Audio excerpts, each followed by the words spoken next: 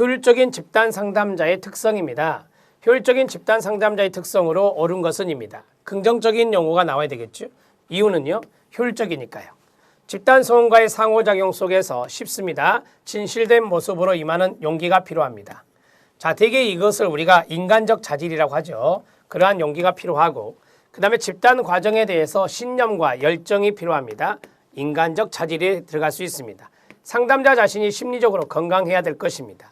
에너지 수준이나 활기 등을 유지할 수 있는 힘이 필요합니다. 대개 이제 이런 것들이 인간적인 자질이에요. 전문적인 자질과 인간적인 자질이 있는데 인간적 자질에 들어갈 수 있는 겁니다. 삶의 중심을 집단원들에게 이양한다라고 했는데요. 그렇지 않고요.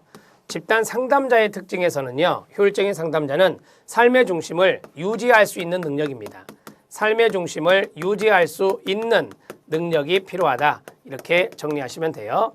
삶의 중심을 유지할 수 있는 능력, 그게 필요하다. 5번이 잘못되었습니다. 자, 이거는 42번의 효율적인 집단 상담자 특징의 여러 내용을 가지고 이제 문제를 쭉 출제해 본 건데 충분히 여러분들이 알아낼 수 있는 문제입니다. 42번의 답은 5번입니다. 43번 문제 들어갑니다. 자, 43번 문제는 다음에서 상담자 조수형이 있습니다. 동맹자라고 하는데요. 상담자 역할을 하려드는 부정적인 집단원인데요. 옳지 않은 것은입니다.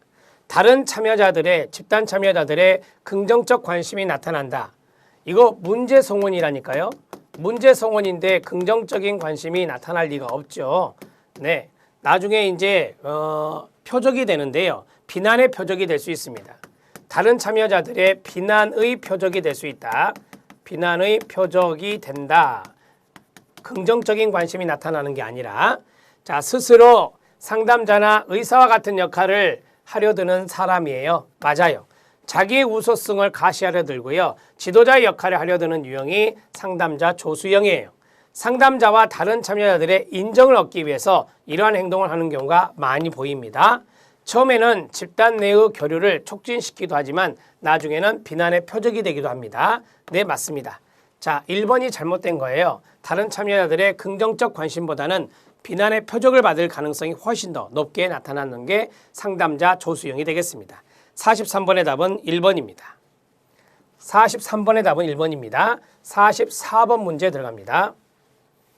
자, 44번 문제 체크해 주시기 바랍니다. 자, 44번 문제 다음 내용에서 옳지 않은 것은입니다. 지문이 상당히 깁니다. 지문이 긴데 여기 안에서 잘 출제되는 지문이 있으니까 정리하시게요. 집단을 구성할 때 사회적인 성숙도나 성별이나 지적 능력이나 교육 수준이나 성격 차이나 문제 영역이나 사회 경제적 수준 등의 요인들과 관련되어 동질로만 구성하나요? 아니요. 동질적으로 구성할 수도 있고 이질적으로 구성할 수도 있다. 이렇게 말씀드렸죠. 앞에서. 네, 1번 지문 잘못됐습니다. 2번 지문 청소년입니다. 청소년 대상 집단 상담에서는 혼성적인 집단이 동성적인 집단보다 더 바람직합니다. 혼성적인 집단이 더 바람직하다는 것 알아두셔야 돼요. 맞습니다. 15세 이전의 청소년을 딱 제한했습니다. 15세 이전의 청소년들은 성적 정체성에 몰두하여서 다른 동성, 동그라미, 동성 또래들과 비교하는 욕구가 강한 시기이기 때문에 동성 집단이 더 바람직합니다. 15세 이전 청소년은 동성 집단으로 하는 것이 좋다. 그 이유는 성적 정체감에 몰두하고 있기 때문이다. 이질 집단은 끊어요. 현실 검증의 기회가 더 많아지게 됩니다. 자, 이질 집단, 성격이 다른 집단끼리는 현실 검증의 기회가 훨씬 더 많아져서 이질 집단에서 좋은 부분이 있습니다. 맞습니다. 현실적으로 그렇지 않다라는 것을 더 많이 이질적인 집단을 통해서 알 수가 있다라고 하는 거고요. 동질 집단은 출석률이 높습니다. 보다 쉽게 공감이 이루어집니다. 상호 간에 즉각적인 지지가 일어날 수 있는 게 동질 집단입니다. 4번과 5번은 이질 집단과 동질 집단의 장점입니다. 이런 것들, 여기 네 가지가 상당히 중요하죠. 2번, 3번, 4번, 5번 때문에 이 문제는 상당히 중요도가 높아집니다. 답은 1번입니다.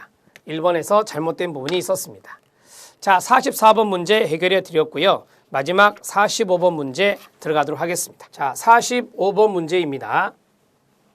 45번 문제는 다음 집단 상담의 과정인데요. 자, 옳지 않은 것은입니다. 자, 이걸 6단계로 나눴네. 1번은 집단 준비 단계, 초기 단계, 과도기적 단계, 작업 단계, 종결 단계, 추수 작업, 사후 관리라고 하죠. 6단계로 구분하기도 합니다. 우리 이론에서 이거 배우셨죠. 자, 초기 단계에서는요. 처음으로 만나요. 처음으로 만나는데 오리엔테이션과 탐색이 이루어지는 시기 맞습니다. 1차적인 접촉이 이루어져요. 성원들끼리 1차적인 접촉이 이루어진다. 이렇게 정리하시면 돼요. 추수 작업입니다. 추수 작업은 이제 종결하고 나서 팔로업이에요. 해결되지 않은 주제를 마무리하고 앞으로 개인의 성장을 위해 어떻게 살 것인가를 전망하는 활동이 전개되는 시기는 종결 단계라고 배우셨죠. 이거는 추수 작업 때 하는 것이 아니라 바로 종결 단계 때 하는 것입니다. 해결되지 못한 주제 마무리해주고 앞으로 개인의 성장을 위해서 어떻게 살 것인가 전망해주는 그러한 것들이 바로 종결 단계에서 마무리해줘야 되겠습니다. 과도기적 단계입니다. 과도기다 보니 불안감이나 방어적 태도가 아주 두드러질 수밖에 없습니다. 맞고요.